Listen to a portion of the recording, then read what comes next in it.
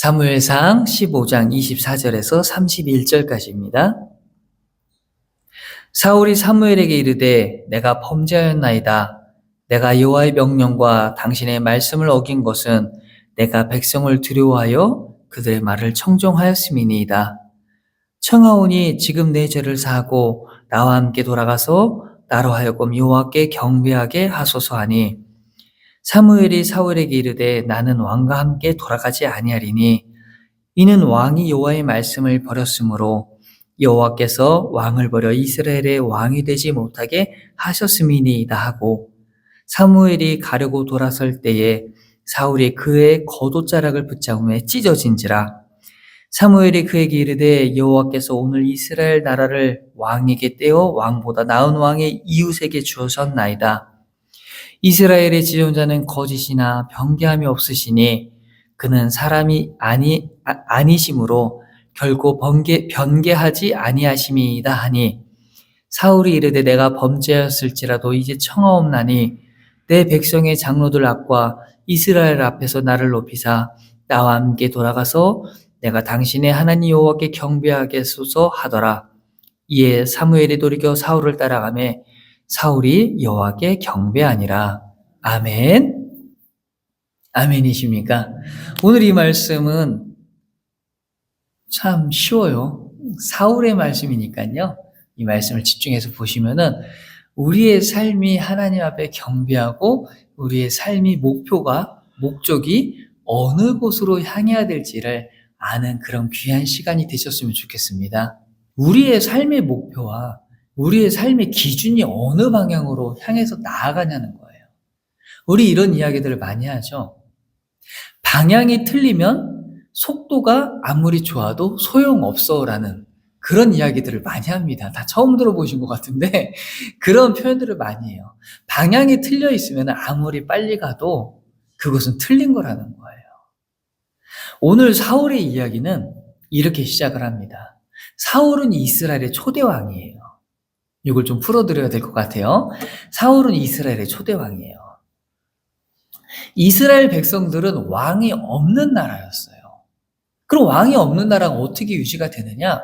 그걸 지금으로 생각하지 마시고 더 옛날로 내려가 보시면은 그냥 아빠가 왕이고 아빠의 자식들과 그리고 그 자식들, 그게 하나의 민족을 이루는 거예요. 이스라엘 히브리 민족들은 그렇게 고센 땅에서 가나안까지 오게 되고 그럼에도 불구하고 그들은 왕이 없었어요. 바벨론이라든지 다른 나라들은 왕이 있었지만 히브리 민족들의 왕은 오로지 하나님이었기 때문에 왕을 따로 세우질 않았었던 거예요. 그래서 사무엘상 앞에 있는 사사들, 하나님의 음성을 들은 하나님이 선택한 사람들을 통해서 그들이 하나님의 말씀을 증거를 하고 하나님이 전쟁에 나아가라 하면은 바벨론과 나아가 전쟁을 하고 우리가 알고 있는 삼손이 그런 사람이죠. 근데 이스라엘 백성들은 너무 싫었어요.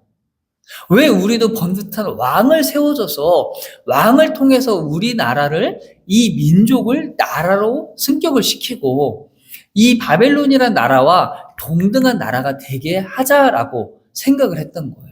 그래서 사무엘의 시대에 이 히브리 민족들은 우리에게도 왕을 세워주세요라고 이야기를 했고 사무엘은 실망했지만 하나님께서 그들이 나를 버립니다라고 말씀하시며 왕을 세우라라고 선택을 해주셨어요. 그게 사울입니다. 사울은 아무것도 가진 것도 없었고 내세울 게 없는 사람이었어요. 외모는 출중하다고 하였으나 그 외모를 가지고서 왕으로 만들어질 만한 이유는 없었던 거죠. 헌데 왕으로 세워지니까 그가 변했던 거예요. 우리는 다 똑같은 족속이고 똑같은 민족이고 똑같은 사람이었는데 그가 왕이 되면서 변하기 시작한 거예요. 일단 권력을 탐하기 시작하고 많은 사람들이 나를 왕으로 지켜 세워주니까 어깨가 으쓱했더라는 거예요. 처음에도 사울은 하나님 말씀을 잘 들었어요. 근데 그의 삶 가운데 많은 사람들이 칭찬해주고 존경해주고 그에게 권력을 주어주면서 그의 모습이 변화하는 거예요. 히브리 민족들은 어찌 보면 굉장히 잔인한 민족들이었어요. 왜 잔인한 민족이냐면은 전쟁을 할 때 아무것도 남기지를 않았습니다. 지금의 전쟁, 러시아하고 우크라이나하고 하는 전쟁은 영토 전쟁이니 자원 전쟁이니 하는 그런 전쟁들이 막 일어나고 있잖아요. 이 당시의 전쟁은 뭐였냐면 노예 전쟁이었어요. 쳐들어가서 그 민족들을 어느 정도 처단하고 나서 나머지의 젊은이들, 젊은 남자들, 이런 사람들을 데리고 오는 거예요. 그게 이들의 전쟁인데 히브리 민족들은 노예 전쟁을 하지 않은 거예요. 오로지 하나님께서 말씀하신 그 전쟁, 이방 민족들을 쳐서 없애라. 여리고성을 보면 알죠? 모든 사람을 쳐 죽여 없애라고 했어요. 노예로 데리고 가는 게 아니에요. 그리고 그들이 갖고 있는 소산물, 양과 낙타, 기타 등등 살아있는 거는 쳐 죽이고, 그리고 살아있지 않은 거는 태워버리는 것, 헤렘이라고 표현합니다. 히브리 말로 헤렘이라고 하는데, 하나님은 그 헤렘의 식을 요청을 하셨던 거예요. 이 히브리 민족들에게. 그들이 하는 전쟁은 헤렘, 무언가를 소장하기 위해서, 무언가를 뺏어오기 위한 전쟁이 아니라 하나님의 거룩함을 나타나기 위한 전쟁이었던 거예요. 오늘의 읽은 말씀에 보면은, 이 앞에 보면은 하나님이 전쟁을 하게 만드셨어요. 사울과 아말렉과의 전쟁입니다. 아말렉이 누군지 모르시죠? 자, 아말렉은 히브리 민족들이 가나안 땅에 나와서 광야를 40년 동안이든 헤맨 거는 신앙인이라면 누구나 알고 있어요. 그때 뒤에서 몰래 기습 공격했던 애들이 아말렉 민족이에요. 그러니까 히브리 민족들하고는 철천지 원수이고 하나님이 선택하신 제1 주적이 아말렉이었던 거예요. 자, 생각해 보세요. 사울을 통해서 이제 아말렉을 치라고 합니다. 아까 말씀드렸죠. 헤렘이라고 표현하다겠죠. 모든 것, 살아있는 건 쳐 죽이고 살아있지 아니하는 것들은 다 태워버리는 그런 헤렘의 신앙, 그런 거룩함을 요구하는 전쟁이 나갔던 거예요. 근데 이스라엘, 이 히브리 민족들이 전쟁에서 이렇게 말씀해 봅니다. 7절이에요. 사울이 하올라에서부터 애굽 앞 수렉 이르기까지 아말렉 사람을 치고 아말렉 사람의 왕 아각을 사로잡고 칼날로 그의 모든 백성을 진멸하였으되 9절에 사울과 백성이 아각과 그의 양과 소의 가장 좋은 것 또는 기름진 것과 어린 양과 모든 좋은 것을 남기고 진멸하기를 즐겨 아니하고 가치 없고 하찮은 것을 진멸하니라. 무슨 말씀인지 알겠죠? 하나님은 모든 것을 다 태워 없애라고 하셨어요. 살아있는 거는 죽여 없애는 거고 살아있지 않은 거는 태워 없애는 건데 전쟁에 너무 승리하다 보니까 너무 좋은 게 많은 거예요. 가진 게 너무 많은 거예요. 좋은 말과 양 그리고 그의 사람들 고른 거예요. 사울이 고른 거예요. 좋은 것은 내가 취하고 나쁜 것들만 죽여 없애는 척을 했다라는 거죠. 어떠세요? 하나님이 생각하시는 전쟁과는 전혀 다른 그런 전쟁을 이루게 된 것입니다. 사울이 그것을 행한 다음에 사무엘이 알았어요.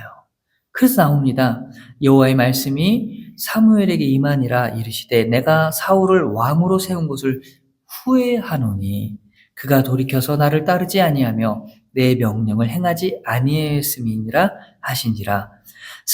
사무엘이 근심하여 온 밤을 여호와께 부르짖으니라.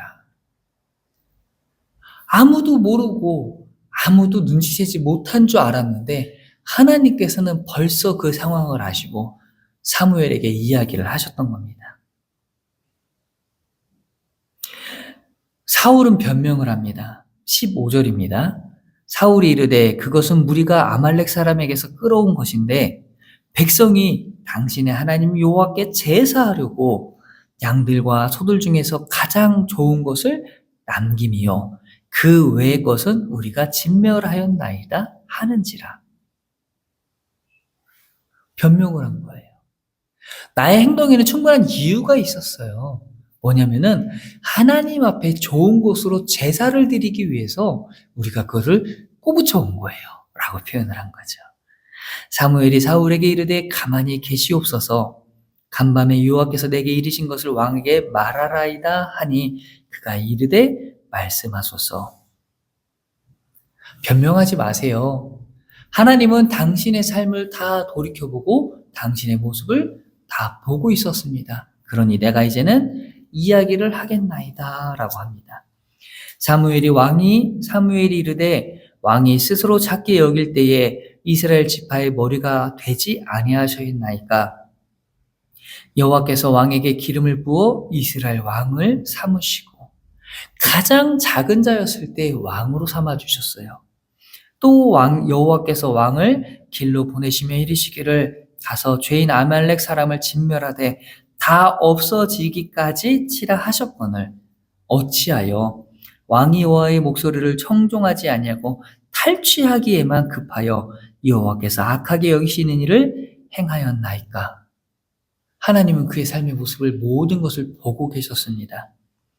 사울이 사무엘에게 이르되 나는 실로 여호와의 목소리를 청종하여 여호와께서 보내신 길로 가서 아말렉 왕 아각을 끌어왔고 아말렉 사람을 진멸하였으나 다만 백성이 그 마땅히 멸할 것 중에서 가장 좋은 곳으로 길갈에서 당신의 하나님 여호와께 제사하려고 양과 소를 끌어왔나이다 하는지라.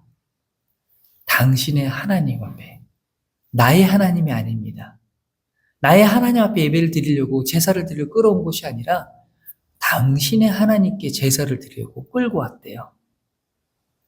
변명을 하는 거죠. 다윗은 그래요. 다윗은 그가 잘못을 했을 때 하나님 내가 죄를 지었나이다라고 고백을 했고 사울은 변명을 하는 겁니다. 사무엘이 이르되 여호와께서 범죄와 다른 제사를 그의 목소리로 청종하는 것을 좋아하신 것 같이 좋아하시겠나이까. 우리가 너무나 잘 알고 있는 말씀이죠.